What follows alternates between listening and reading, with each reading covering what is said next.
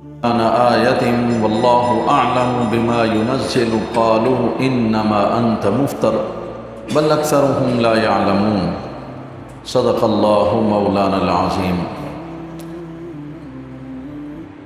معزز اور محترم سامعین و حاضرین، رب کریم جل وعلا کا بے پناہ شکر ہے، اس نے ہمیں یہ توفیق عطا فرمائی ہے کہ ہم اتوار کے دن ایک ہفتے کے بعد کچھ وقت اللہ کے مقدس کلام کی تفہیم کے لیے نکالتے ہیں اور قرآن و سنت کا درس سننے کے لیے اللہ کے گھر میں آ جاتے ہیں۔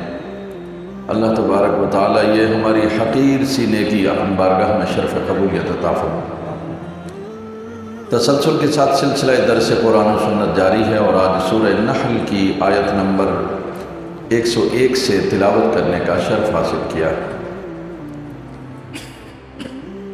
سب سے پہلے تو ہمیں یہ جاننا چاہیے کہ آیات احکام تقریباً 500 ہیں، اور یہ آیات احکام کا مطلب یہ ہوتا ہے کہ جس آیت میں اللہ نے کوئی حکم نازل کیا۔ اب عام طور پر ہمارے ذہن میں یہ ہوتا ہے کہ شاید احکامات کی جو آیات ہیں وہ مدینہ میں ہی نازل ہوئی ہیں، کیونکہ مسلمانوں کو جو حقیقی آزادی نصیب ہوئی وہ مدینہ میں ہوئی، ریاست مدینہ کا قیام بھی مدینہ میں ہوا، اس لیے فوری طور پر ہمارے ذہن میں یہ جاتا ہے کہ یہ احکامات کی جتنی آیات ہیں وہ مدینہ میں نازل ہوئی ہیں، لیکن ایسا نہیں ہے۔ کچھ آیات احکام کی ایسی بھی ہیں جو مکہ میں نازل ہوئی، لیکن پھر ہوا یہ کہ قرآن کا ایک طریقہ ہے اور یہ ہمیشہ کے لیے ہمارے لیے اس میں ایک سبق بھی ہے سیرت طیبہ کے حوالے سے، کہ قرآن نے ابتدائی دنوں میں اگر کوئی حکم دیا تھا تو 2 سال 3 سال کے بعد اس حکم کو تبدیل کر دیا، پھر 2-3 سال کے بعد ضرورت پڑی کہ اس میں مزید تبدیلی کی جائے تو اللہ تبارک و تعالیٰ نے اس کو پھر تبدیل کر دیا۔ اگر یہ بات آپ کو مزید سمجھنا ہو تو آپ صرف قرآن میں سیدنا آدم علیہ السلام کا جو واقعہ ہے نا، بس آپ اس کو دیکھ لیں۔ آدم علیہ السلام کی پہلے ابتدائی دنوں میں، ابتدائی اسلام میں جس چیز کی ضرورت تھی اللہ نے صرف وہی کیفیت ان کی بیان کی، پھر کسی اور جگہ ذرا مزید تفصیل بیان کرنے کی ضرورت پڑی تو اللہ نے واقعہ کو ذرا مزید کھول کے بیان کر دیا، پھر اور تفصیل کی ضرورت پڑی تو اللہ تعالیٰ نے اور زیادہ اس کی تشریح کے ساتھ تفصیل کے ساتھ بیان کر دیا۔ تو قرآن میں آدم علیہ السلام کا قصہ جو ہے وہ کیا ہے، بکھرا ہوا ہے، لیکن اگر آپ غور کریں گے تو اس کی حکمتوں سے آپ حیران ہو جائیں گے۔ ہر واقعے میں ایک نئی بات موجود ہے، نام آدم علیہ السلام کا ہے لیکن ہر واقعے کے اندر ایک نئی چیز اس کے اندر موجود، جیسے جیسے ضرورت آتی رہی بتدریج اللہ تبارک و تعالیٰ اس کو نازل فرماتا رہا۔ تو اس کو قرآن نے یوں کہا، ما ننسخ من آیت او ننسها نأتی بخیر منها او مثلها۔ اللہ تعالیٰ کہتا ہے کہ ہم ما ننسخ من آیت، ہم جس آیت کو چاہتے ہیں ہم اسے منسوخ کر دیتے ہیں۔ اب اس سے بہتر کوئی بات کہنا چاہتے ہیں یا اسی طرح کی کوئی اور بات لانا چاہتے ہیں، نأتی بخیر منها او مثلها، یا ہم اسی طرح کا حکم لے آتے ہیں یا پھر ایک نیا اس سے بہتر حکم لے آتے ہیں۔ اسی مفہوم کو اللہ تعالیٰ نے یہاں پر بیان کیا، فرمائے وَإِذَا بَدَّلْنَا آیَةً مَكَانَ آیَةٍ، قرآن کی کسی آیت کے بدلے میں اگر ہم کوئی دوسری آیت تبدیل کرتے ہیں، لے آتے ہیں، تو وَاللَّهُ أَعْلَمُ بِمَا يُنَزِّلُ، اس کی حکمتیں تو اللہ جانتا ہے کہ کیوں ایسا کیا ہے۔ اللہ اس کی حکمتوں سے واقف ہے کہ کیوں اللہ نے ایسا کیا۔ ایک آیت پہلے نازل کی، پھر اس آیت کو منسوخ کر دیا، اس کی جگہ دوسری آیت آ گئی۔ تو قرآن کے ناسخ و منسوخ ہونے کا بہت بڑا ایک علم ہے۔ وہ شخص کبھی عالم دین کہلا نہیں سکتا کہ جو قرآن کے ناسخ و منسوخ سے واقف نہ ہو، کہ کون سی آیت جو ہے وہ ناسخ ہے، کون سی منسوخ ہو گئی۔ سیدنا علی رضی اللہ تعالی عنہ نے ایک شخص کو کوفہ کے منبر پر دیکھا کہ وہ بڑی تقریر کر رہا تھا، لیکن آپ نے محسوس کیا کہ یہ شخص عالم نہیں ہے۔ اس نے کوئی بات ایسی بیان کر دی تو آپ نے فرمایا ادھر آؤ، تم قرآن کے ناسخ و منسوخ کو جانتے ہو؟ اس نے کہا نہیں۔ تو پھر فرمایا کہ تم منبر پر کیوں بیٹھے ہو جب تمہیں قرآن کے بارے میں یہ معلوم نہیں ہے کہ یہ جو آیت میں پڑھ رہا ہوں یہ ناسخ ہے یا منسوخ، یا ناسخ و منسوخ ہے کیا چیز، کون کون سی آیات ہیں؟ جب تمہیں نہیں معلوم ہے تو اس کا مطلب یہ ہے کہ تم عالم نہیں ہو، اس قابل نہیں ہو کہ منبر پر بیٹھ کر بات کر سکو۔ تو قرآن نے جب یہ بات کہی اصل میں کیوں یہ ذکر کرنے کی ضرورت پیش آئی؟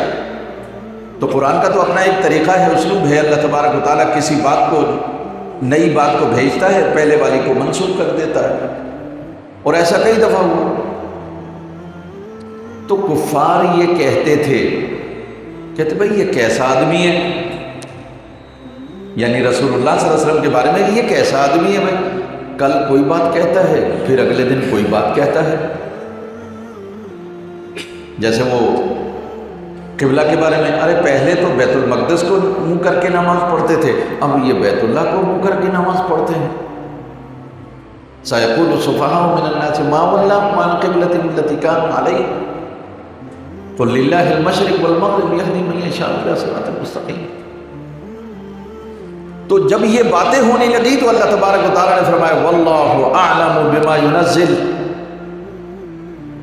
ارے تمہیں ان کی حکمتوں کا معلوم نہیں ہے کہ آج کوئی حکم دیا ہے، کل کو وہ منسوخ کر کے اس کی جگہ اس سے بہتر کوئی حکم لایا ہو، تمہیں تو حکمت معلوم نہیں ہے نا۔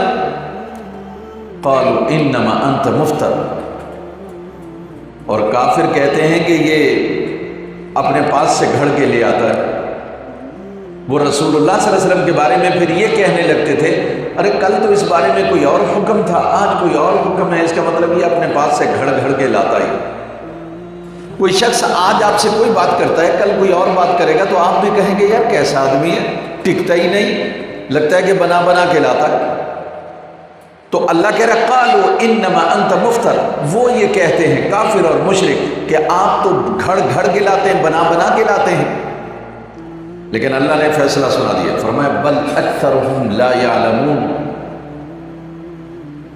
ایسا نہیں ہے کہ میرا محبوب جو ہے وہ گھڑ گھڑ کے لاتا ہو، مگر بات یہ ہے کہ یہ بیچارے جاہل ہیں، ان کو علم نہیں کہ ایسا ہوا کیوں۔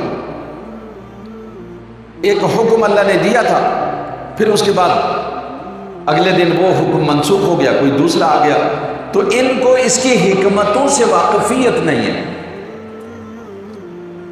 تو اس لیے یہ بات کہتے ہیں کہ آپ نے بنا کر کے لایا۔ لیکن اللہ تبارک و تعالیٰ نے جواب دیا، فرمایا قل، میرے حبیب آپ ان کو یہ بتائیے نزلہ روح القدس من ربک بالحق، ارے تم خود اندازہ لگاؤ، اس کو نازل کرنے والا روح القدس، پاکیزہ روح یعنی جبرائیل علیہ السلام، نہ اس میں خواہشات ہیں، نہ جذبات ہیں، نہ اس میں کوئی نفس ہے، بس وہ پابند ہے، پاکیزہ ہے، اللہ کے احکامات پر پابند ہے، بس معصوم ہے گناہوں سے۔ ایسی ذات من رب کا، اے حبیب آپ کے رب کی طرف سے وہ لے کے آتا ہے بالحق، سچائی کے ساتھ، کوئی ملاوٹ نہیں کرتا، کوئی اس میں تبدیلی نہیں کرتا، کوئی اس میں گڑبڑ نہیں کرتا، کیونکہ وہ مامور من اللہ، اللہ کی طرف سے مامور ہے، وہ گناہوں سے پاک ہے، اس کی ڈیوٹی ہے اللہ کا پیغام اس کے پیغمبروں تک پہنچانا۔ ایسی مقدس ہستی، اس مقدس ہستی سے اس کا کلام لے کر اس کے چنے ہوئے بندوں تک لے کے آتا ہے، تو تم یہ کیسے کہہ سکتے ہو کہ یہ اپنے پاس سے بنا کر کے لاتا ہے؟ اور کیوں لاتا ہے؟ فرمایا لِيُثَبِّتَ الَّذِينَ آمَنُوا، تاکہ ایمان والوں کو ثابت قدم رکھے۔ ہر روز جب اللہ کا قرآن نازل ہوگا، اللہ کی طرف سے پیغام آئے گا، تو میرا تو ایمان میں اضافہ ہوگا نا کہ آج اللہ نے کیا فرمایا، آج اللہ نے کیا فرمایا۔ تو صحابہ کو انتظار رہتا تھا ہر معاملے میں، آج اللہ کا کیا حکم نازل ہو جائے، وہ ایک دوسرے سے پوچھا کرتے تھے۔ تو جب رسول اللہ صلی اللہ علیہ وسلم بتاتے تھے تو ان کے اندر قوت پیدا ہوتی تھی، صبر پیدا ہوتا تھا، استقامت پیدا ہوتی تھی۔ لِيُثَبِّتَ الَّذِينَ آمَنُوا، تاکہ اس سے ایمان والوں کو ایمان پر ثابت قدمی حاصل ہو جائے، صبر ہو۔ وَهُدًى وَبُشْرَى لِلْمُسْلِمِينَ، اور جو پریکٹیکلی مسلمان بننا چاہتے، مومن بننا چاہتے، عملی طور پر ان کے لیے ہدایت ہو جائے، ان کے لیے خوشخبری ہو جائے کہ تم بڑا اچھا کام کر رہے ہو بھائی، یہ ہدایت کا راستہ ہے، انہیں یہ یقین ہو جائے، اس لیے قرآن نازل ہو۔ پھر اللہ نے فرمایا وَلَقَدْ نَعْلَمُ أَنَّهُمْ يَقُولُونَ إِنَّمَا يُعَلِّمُهُ بَشَرٌ، اللہ کہہ رہے وَلَقَدْ نَعْلَمُ، ہمیں اچھی طرح سے معلوم ہے، أَنَّهُمْ يَقُولُونَ، یہ کافر اور مشرک یہ کہتے ہیں إِنَّمَا يُعَلِّمُهُ بَشَرٌ، یقیناً اس نے اپنے پاس کوئی آدمی چھپا رکھا ہے جس سے یہ سیکھتا ہے، سیکھ کر کے پھر ہمیں سنا دیتا ہے۔ عقل دیکھیے، ان کی نام بھی لیتے تھے۔ ایک شخص کا نام تھا بلعام، لوہار کا کام کرتا تھا، اس کا نام لیتے تھے، کہتے اس نے بلعام کے ساتھ دوستی بنا رکھی ہے۔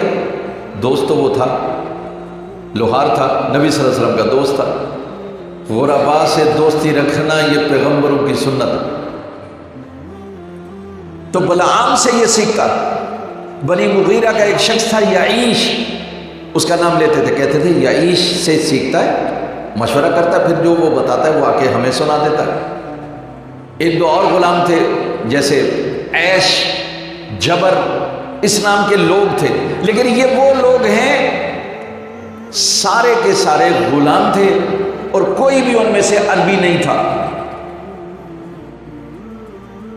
اور اکثریت ان کی ایسی تھی جو رسول اللہ صلی اللہ علیہ وسلم کے دامن رحمت سے وابستہ ہو چکی۔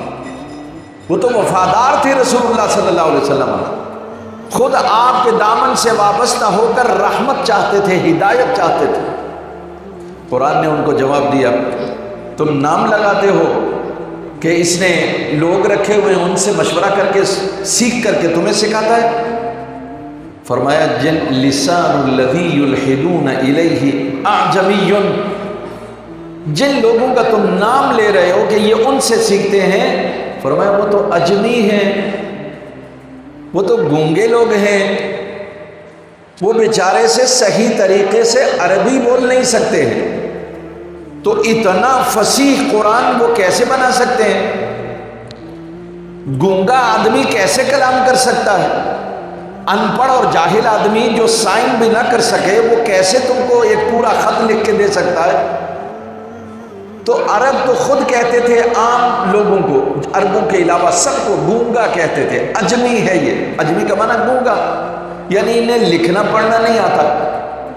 تو جن لوگوں کو تم خود کہتے ہو یہ اجمی ہے، یہ گونگے ہیں، یہ بہرے ہیں، لکھنا نہیں جانتے، وہ کیسے سکھائیں گے میرے محبوب کو؟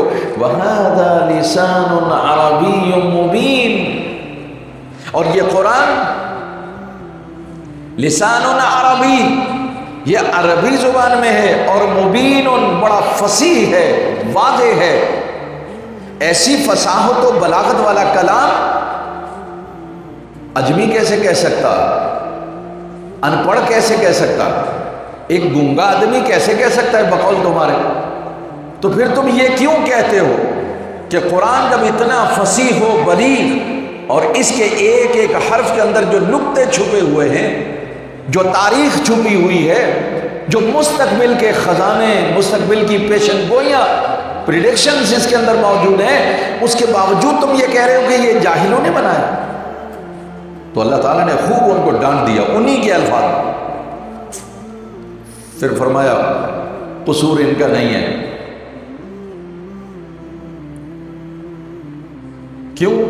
ان الذین لا یؤمنون بآیات اللہ، وہ لوگ جو اللہ کی آیات پر ایمان نہیں رکھتے ہیں، لا یہدیہم اللہ، جو اللہ کی آیات کو مانتے ہی نہیں، جو قرآن کو وحی مانتے ہی نہیں، جو قرآن کو اللہ کا کلام نہیں مانتے ہیں، اللہ کہہ رہا ہے لا یہدیہم اللہ، اللہ انہیں ہدایت نہیں دیتا، وَلَهُمْ عَذَابٌ عَلِيمٌ، اور ان کے لیے دردناک عذاب ہے۔ اس کا مطلب یہ ہے کہ قرآن کتاب ہدایت تو ہے، قرآن اتر رہا ہے نا، تو آپ کہیں گے بھائی قرآن جب اتر رہا ہے تو یہ ہمیں ہدایت کیوں نہیں دے رہا؟ تو اللہ کہہ رہا ہے اس کو ہدایت دے گا جو اسے کتاب ہدایت مانے گا،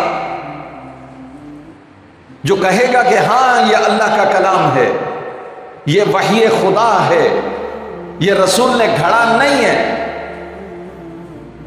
تو پھر اس کو اللہ تبارک و تعالیٰ ہدایت دے گا۔ اس کا مطلب ہے ہدایت پانے کے لیے بھی آپ کو طلب چاہیے، تڑپ چاہیے، خواہش چاہیے کہ میں ہدایت لینا چاہتا ہوں۔ سارا دن قرآن پڑھیں لیکن اگر دل میں طلب ہدایت نہ ہو، اگر سیدھی راہ کی تڑپ نہ ہو، تو قرآن آپ کو پکڑ کر کے تو نہیں لے جائے گا کہ آؤ سیدھا راستہ ادھر جاتا ہے، ایسا نہیں ہے۔ آپ کے اندر صلاحیت کتنی ہے اس کے مطابق آپ کو ہدایت مل جائے گی۔ اگر آپ چاہتے ہیں، اگر طلب ہے، تو اللہ تعالیٰ ضرور عطا فرمائے گا۔ اس کے بعد فرمایا انما یفتر الکذب الذین لا یؤمنون بآیات اللہ، اللہ تعالیٰ نے مسلمانوں کو یہ بتا دیا کہ دیکھو یہ جھوٹ وہی بولتے ہیں یا میرے رسول پر بہتان وہی لگاتے ہیں جو اللہ کی آیتوں پر ایمان نہیں لاتے،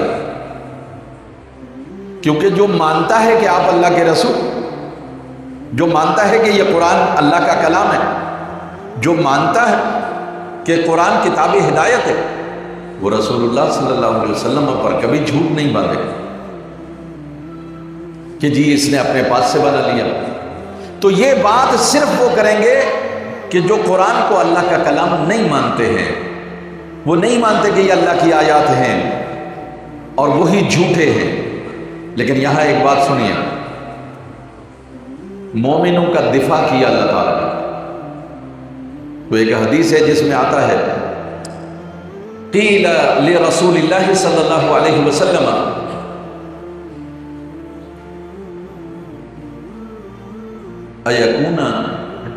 ایکون المؤمن جبانا قال نعم، پوچھا گیا رسول اللہ صلی اللہ علیہ وسلم سے کہ کیا مومن بزدل ہو سکتا ہے؟ فرمایا ہاں۔ پھر پوچھا گیا قیل ایکون المؤمن بخیلا قال نعم، یا رسول اللہ صلی اللہ علیہ وسلم کیا مومن بخیل ہو سکتا ہے، مال سے محبت ہو جائے، جہاں ضرورت ہو وہاں بھی خرچ نہ کرے، ایسا ہو سکتا ہے؟ تو آپ نے فرمایا ہاں یہ بنیاں ہو سکتا ہے، بخیل بھی ہو سکتا ہے۔ قیل ایکون المؤمن کذابا، یا رسول اللہ صلی اللہ علیہ وسلم کیا مومن جھوٹا ہو سکتا ہے؟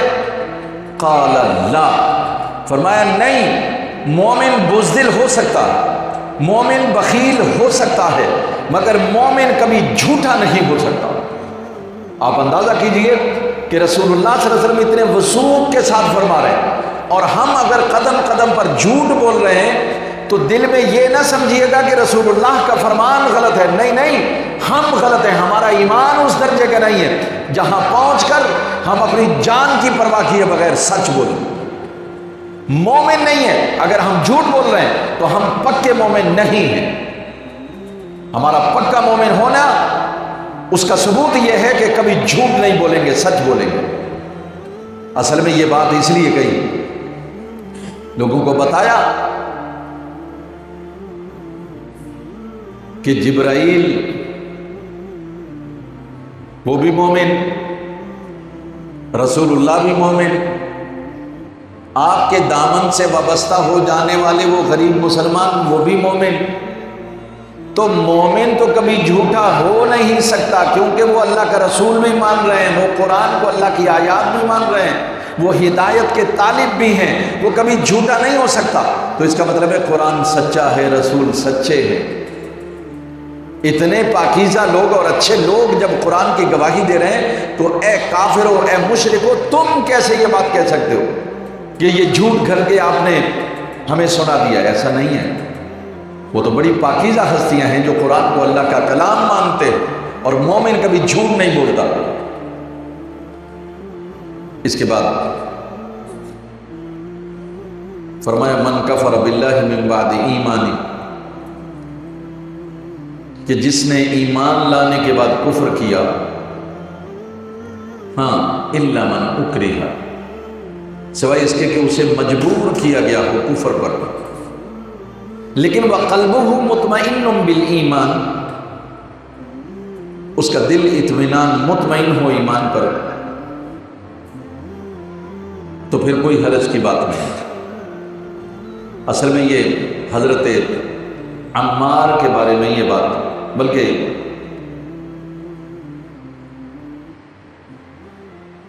حضرت عمار کے بارے میں ہی یہ آیت نازل ہوئی۔ ہوا کیا کہ عمار بن یاسر کا نام تو آپ نے سنا، ان کی والدہ محترمہ کا نام سمیہ۔ یہ غریب لوگ تھے، مسلمان ہو گئے، اور یہ غلام تھے۔ تو ابو جہل اور ابو لہب اور اس طرح کے کافروں نے مل کر ان کو تکلیفیں پہنچائیں، یہاں تک کہ اس خاندان کو گھیر لیا اور کہا کہ دین سے پھر جاؤ، دین سے پھر جاؤ، لیکن انہوں نے انکار کر دیا۔ سیدہ سمیہ کو انہوں نے کیا کیا کہ ذرا اندازہ کر لیں، ایک ٹانگ ایک اونٹ سے باندھی، دوسری ٹانگ دوسری اونٹ سے باندھی، اور ان کو دونوں اونٹوں کو دوڑا دیا، اور ان کی ٹانگوں کے درمیان میں شرمگاہ میں ابو جہل نے کھنجر مارا، لاش دو ٹکڑے ہو گئی۔ یہ ظلم، یہ ستم، اسلام کی خاطر زمین پر جو سب سے پہلا خون بہا وہ سیدہ سمیہ کا خون رضی اللہ تعالیٰ عنہ۔ اس کے بعد لاش پڑی ہوئی ہے، کہا یاسر سے محمد کا انکار کرو، انہوں نے کہا نہیں میں ایسا نہیں کروں گا۔ ذرا ایمان دیکھ لیں آپ، ان کا ایمان بھی چیک کریں اور اپنا ایمان بھی چیک کریں۔ اس لیے ہم یہ کہتے ہیں کہ صحابہ کرام ایمان کی کسوٹی ہیں، اگر کوئی ان کے جیسا ایمان نہیں لا سکتا تو پھر سمجھ لو کہ وہ مومن نہیں ہے۔ صحابہ کے بارے میں سوچا بھی نہیں جا سکتا، وہ جو ہم بکواسات سنتے رہتے ہیں۔ تو انہوں نے اسی وقت یاسر کو بھی قتل کر دیا، شہید کر دیا، بڑا ظلم کیا، شہید۔ وہ اسلام کی پہلی خاتون شہید، مردوں میں یہ یاسر پہلے شہید جنہوں نے دین کی خاطر جان دی۔ اس کا مطلب ہے ان کا ایمان تھا کہ رسول اللہ کا انکار نہیں کر سکتے، قرآن کا انکار نہیں کر سکتے، اللہ کا انکار نہیں کر سکتے، جان جاتی ہے تو جائے۔ اب رہ گئے عمار، ماں باپ کی لاشیں سامنے پڑی تھیں، انہوں نے کہا عمار تیرے لیے موقع ہے، ابھی بھی بدل جا، انکار کر دے۔ تو انسان ہے نا، کمزور ہے، نوجوان تھے، ظلم و ستم دیکھا، سامنے ماں باپ کی لاشیں پڑی ہیں، تو کہہ دیا میں دین کا انکار کرتا ہوں، محمد کا انکار کرتا ہوں۔ انہوں نے چھوڑ دیا۔ اب جب لوگوں کو بات پہنچی تو انہوں نے کہنا شروع کر دیا، ارے عمار تو کافر ہو گیا، عمار تو مشرک ہو گیا، گزری نہیں تھی نا ان پر، بیتی نہیں تھی ان پر یہ بات کہی۔ تو میرے رب نے قرآن کی یہ آیت نازل فرمائی، فرمایا من کفر باللہ من بعد ایمانہ الا من اکرہ وقلبہ مطمئن بالایمان۔ میرے رسول صلی اللہ علیہ وسلم کو یقین تھا، جیسے ہی عمار آئے بارگاہ رسالت میں آپ صلی اللہ علیہ وسلم میں سارا قصہ سنایا، تو آپ نے فرمایا عمار یہ بتاؤ تمہارے دل کی کیفیت کیا ہے؟ تو کہنے لگے یا رسول اللہ صلی اللہ علیہ وسلم میں کبھی بھی اللہ اور اس کے رسول کا انکار نہیں کر سکتا، میرا دل اس پر مطمئن تھا، ایمان پر مطمئن تھا۔ تو میرے رسول صلی اللہ علیہ وسلم نے فرمایا کہ بھائی یہ اس کے ایمان کی گواہی تو اللہ تعالیٰ نے دے دی کہ جو ایمان لانے کے بعد کفر کرے مجبوراً الا من اکرہ، مجبوراً جبر سے، لیکن وہ قلبہ مطمئن بالایمان، زبان سے کفر کر دے دل ایمان پر مطمئن ہو تو وہ کافر نہیں ہوتا، وہ سب سے بڑا مسلمان ہوتا۔ کبھی موقع ایسا آ جائے تو جان چلی جائے تو چلی جائے، لیکن ایمان سے پھرنا نہیں چاہیے، لیکن مجبوراً ڈر کے مارے اگر کبھی کوئی ایسا کر لے، دل مطمئن ہونا چاہیے تو وہ ایمان سے نہیں نکلتا، وہ ایمان والا بھی۔ اس کا ایک واقعہ اور بھی سن لیں۔ عبداللہ بن حذیفہ جنگ میں تھے، رومیوں کے ساتھ جنگ تھی، وہاں وہ گرفتار ہو گئے، اور بھی مسلمان گرفتار ہوئے، لیکن یہ ذرا نوجوان تھے، خوبصورت تھے اور لیڈر بھی تھے۔ ان کو پکڑا تو سردار کے سامنے پیش کیا۔ سردار نے کہا دیکھو اگر جان کی حفاظت چاہتے ہو تو عیسائی بن جاؤ، تو میں مال بھی دوں گا، بیٹی کا رشتہ بھی دوں گا۔ انہوں نے کہا یہ تو نے کیسی بات کی؟ لَأُعْطِيَنِي، کہنے لگے اگر تو اپنی ملکیت میں تیرا جو کچھ بھی ہے وہ سب کچھ، اور عرب کے پاس جو کچھ بھی ہے وہ سب کچھ مجھے دے دیں، میں تب بھی اپنے ایمان کا سودا نہیں کروں گا، میں اپنے ایمان کا سودا نہیں کروں گا۔ انہوں نے کہا اچھا اتنا مضبوط؟ انہوں نے ایک بندے کو بلایا، مسلمان کو، قیدی کو، اور سامنے آگ جلائی، دیگ رکھی، اس میں تیل گرم کیا، جب گرم ہو گیا ان کے سامنے مسلمان کو اندر ڈالا، وہ جل کے بیچارہ راکھ ہو گیا، اسی وقت تڑپ تڑپ کے مر گیا۔ یہ دیکھ رہے تھے، کہا دیکھو اب تمہارا نمبر ہے، بہتر ہوگا کہ تم ایمان سے پھر جاؤ اور میرا دین قبول کرو۔ انہوں نے کہا ایسا نہیں ہو سکتا۔ کہا اچھا ٹھیک ہے بھائی۔ دیگ میں اور گرم کیا گیا تیل، ان کو جب لے کے جانے لگے نا تو یہ قریب جا کر رونے لگے۔ ان کے آنسو دیکھ کر سردار سمجھا کہ اس کے دل میں نرمی پیدا ہو گئی ہے، یہ بچنا چاہتا ہے، اب یہ میرا دین قبول کر لے گا۔ کہا روتے کیوں ہو؟ تو حضرت عبداللہ بن حذیفہ کا جواب سن لیں۔ کہنے لگے میں روتا اس لیے ہوں، میری تو ایک ہی ننھی سی جان ہے جو اللہ کی راہ میں دینے پر میں تیار ہوں۔ اے کاش کہ میرے لوں میں میری جان ہوتی، روح ہوتی، میں سارا کچھ اپنے رب پر قربان کر دیتا۔ میں رو اس لیے رہا ہوں کہ میں ہوں ہی ایک اور میں اللہ کی راہ میں جا رہا ہوں، ہزاروں جانیں بھی اگر ہوتی تو میں اللہ کی راہ میں قربان کر دیتا۔ وہ جو اعلیٰ حضرت عظیم البرکت شاہ امام احمد رضا خان فاضل بریلوی رحمۃ اللہ علیہ کا ایک شعر ہے نا، نہ بس فدا کروں میں اپنی جان، نہ بس ایک جان بلکہ سارا جہاں، کیا کروں میری ایک ہی جان ہے، کروڑوں جہان ہے۔ مطلب یہ کہ شعر میں صحیح نہیں پڑھ سکا، لیکن مفہوم یہی ہے کہ اگر ہزاروں جان بھی ہوں تو میں وہ بھی قربان کرنے کے لیے تیار ہوں۔ کیا کروں، میرے پاس ہے ہی ایک جان۔ وہ اسی حدیث سے انہوں نے مستفاد کیا عبداللہ بن حذیفہ کا، کہ انہوں نے جب یہ جواب دیا، انہوں نے کہا یار اس کو روک لیا اور کہا کہ سنو تو ایک کام کر، میری پیشانی کو، میرے سر کو بوسہ دے دے، میں تجھے چھوڑ دوں گا۔ اس نے دیکھا دین کے لیے مرنے کے لیے یہ تیار ہے، اتنا پکا ہے۔ تو وہ لوگ ہماری طرح کے نہیں تھے، وہ کلک کر گئی اس کو بات۔ اس نے کہا یار ایسا نوجوان ہے، خوبصورت بھی ہے اور یہ استقامت بھی ہے۔ کہنے لگا اچھا تو بہانا چاہیے تھا۔ کہا میرے سر کو چوم، میں تجھے چھوڑ دوں گا۔ انہوں نے کہا نہیں مجھے نہیں، چوموں گا تب جب تو جتنے مسلمان گرفتار کیے ہیں سب کو چھوڑ دو۔ اچھا وہ لوگ وعدہ کر لیتے تھے نا، پورا کرتے تھے، ہم نہیں کرتے۔ تو اس نے کہا ہاں ٹھیک ہے، اگر تم میرے سر کو چوم لو گے نا میں سب کو چھوڑ دوں۔ ایسا ہی ہوا، عبداللہ بن حذافہ نے اس کا سر چوما، اس نے سارے مسلمانوں کو آزاد کر دیا۔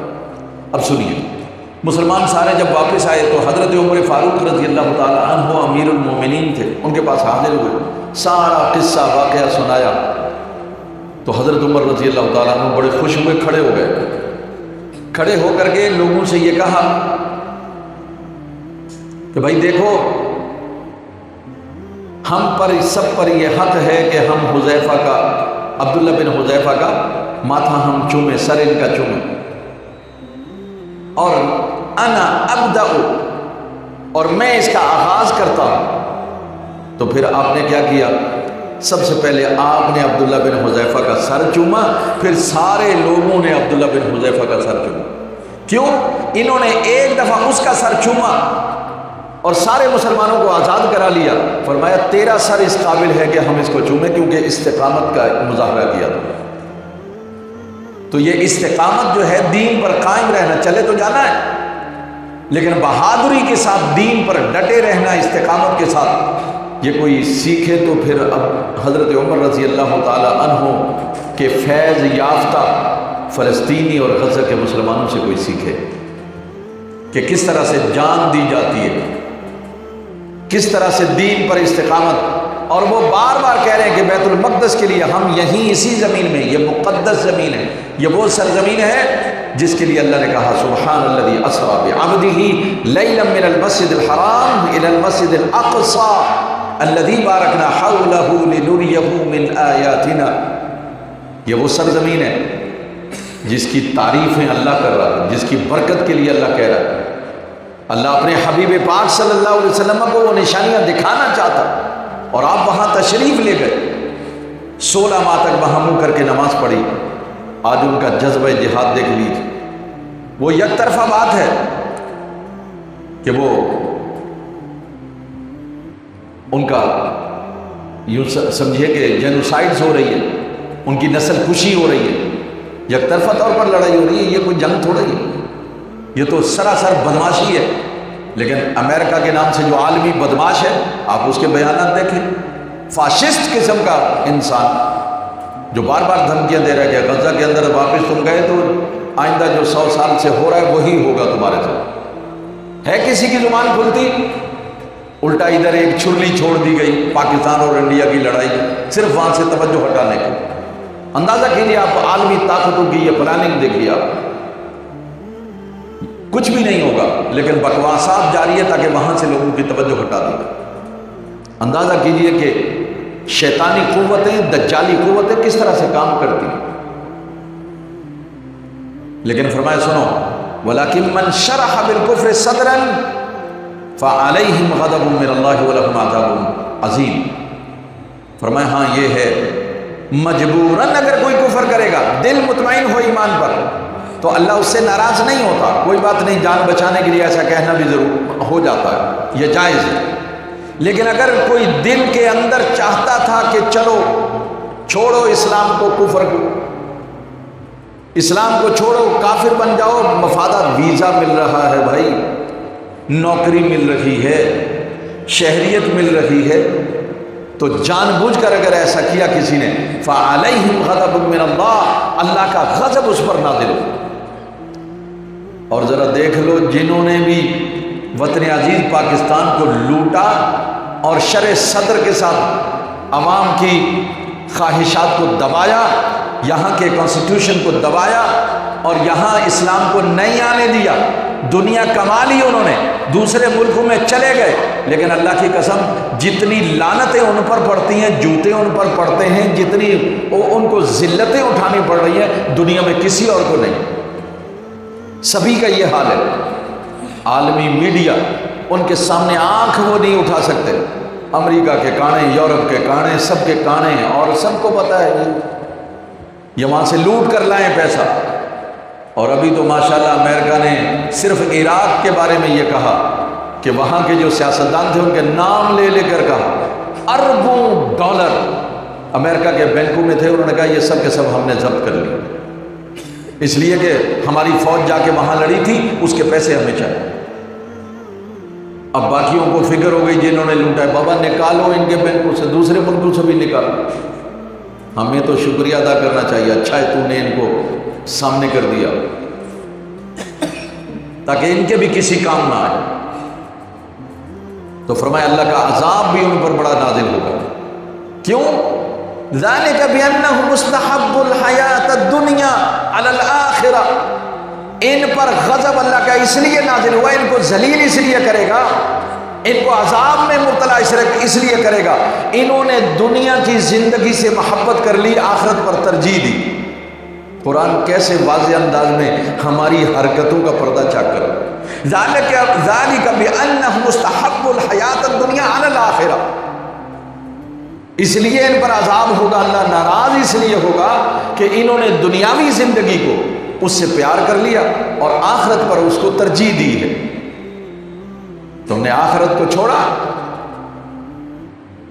مسلمانوں کے ساتھ دغا کی، اسلامی امت کے ساتھ امت کو لڑایا، بہکایا، انتشار پیدا کیا، پیسہ کمایا، باہر چل گیا۔ اللہ نے کہا ٹھہر جاؤ، وَأَنَّ اللَّهَ لَا يَهْدِي الْقَوْمَ الْكَافِرِينَ، اللہ انہیں کافر قرار دے رہا ہے اور کہہ رہا ہے ان کافروں کو اللہ ہدایت نہیں دیتا، کبھی نہیں آئے گی ہدایت۔ یہ سارے فرعون نمرود آپ کے سامنے ہیں، ان کو اللہ ہدایت نہیں دے گا۔ آپ لاکھ دعائیں مانگتے رہے، مسلمانوں کے مال لوٹ کر، مسلمانوں کے وطن کو نقصان پہنچا کر اور مسلمانوں کی امت کو نقصان پہنچا کر، خزانے لوٹ کر، اگر کوئی ہدایت لینا چاہتا ہے تو یہ پیسوں سے نہیں آتی ہے بھائی۔ لٹیروں کو اللہ ہدایت نہیں دیتا جب تک کہ وہ توبہ نہ کریں، جب تک کہ مال واپس نہ کریں تب تک اللہ ان کو معاف نہیں کرے گا۔ یہ تو دنیا میں ذلت ہے، جوتے پڑتے ہیں، کیا فائدہ تمہارے وزیر اعظم بننے کا اور کیا فائدہ تمہارے جنرل بننے کا یہ لگانے کا؟ لوگ جوتے مار رہے ہیں، لعنتیں دے رہے ہیں، تمہیں گالیاں دے رہے ہیں، تمہاری ماں باپ کی گالیاں تمہیں دے رہے ہیں۔ ابھی تو وَلَهُمْ عَذَابٌ عَظِيمٌ، آخرت کا عذاب تو ابھی باقی ہے، یہ تو دنیا میں ہے۔ اللہ کہہ رہے ہیں اولئک، ان کو کیوں ہدایت نہیں دے گا؟ فرمایا اولئک الذین طبع اللہ علی قلوبہم وسمعہم وابصارہم، فرمایا یہ ہیں وہ لوگ ان کے دلوں پر، کانوں پر، آنکھوں پر اللہ نے مہریں لگا دی ہیں، انہیں چیخیں نہیں سنائی دیتی، مجبوروں مظلوموں کی چیخیں انہیں سنائی نہیں دیتی، انہیں حلال اور حرام دکھتا نہیں ہے، اور ان کے دل میں کبھی رحم آ نہیں سکتا، ایسے لٹیرے کبھی رحم آ نہیں سکتا، اس لیے اللہ نے مہر لگا دی، ان کو ہدایت نہیں دے۔ اولئک هم الغافلون، یہ اس لیے غافل ہو گئے ہیں، اپنی آخرت سے غافل ہیں، اپنے انجام سے غافل ہیں۔ اللہ کی قسم، ریٹائرمنٹ کے بعد پھر اس کے بعد ان کی جو درگت بنتی ہے، یہ اولئک هم الغافلون، یہ تمغہ ان سب کے سینے پر سجا دینا چاہیے۔ یہ ہیں وہ لوگ جو غافل ہیں اللہ سے، موت سے، آخرت سے، دین سے اور مظلوموں کی آہ اور بکا سننے سے یہ غافل ہیں۔ فرمایا لا جرم انہم فی الآخرۃ هم الخاسرون، اور یقیناً یہی وہ لوگ ہیں جو آخرت میں خسارے والے ہیں۔ لا جرم انہم فی الآخرۃ هم الخاسرون، یہ جو غافل بنے ہوئے ہیں نا، نہ کسی کی چیخیں، نہ غزہ کے مسلمانوں کی چیخیں سنائی دے رہی، نہ وہاں کی جو مظلوم مائیں ہیں ان کی آہیں ان کو سنائی دیتی، یا وہاں کے وہ جو بچے ہیں، چھوٹے چھوٹے بچے، ان کی آوازیں بھی ان کو سنائی نہیں دے رہی ہیں نا، بھوکے بچوں کی جو بلک بلک کر رو رہے ہیں اور بلا رہے ہیں امت کو۔ تو فرمایا کوئی مسئلہ نہیں، لا جرم انہم فی الآخرۃ هم الخاسرون، یہ جنہیں آج سن نہیں رہا، دکھ نہیں رہا، ان کے دل میں رحم نہیں آ رہا، آخرت میں یہی خسارے والے ہوں گے۔ وہ ساری آہیں سامنے آئیں گی۔ پھر فرمایا ثم ان ربک للذین ہاجروا من بعد ما فتنوا ثم جاہدوا وصبروا ان ربک من بعدها لغفور رحیم۔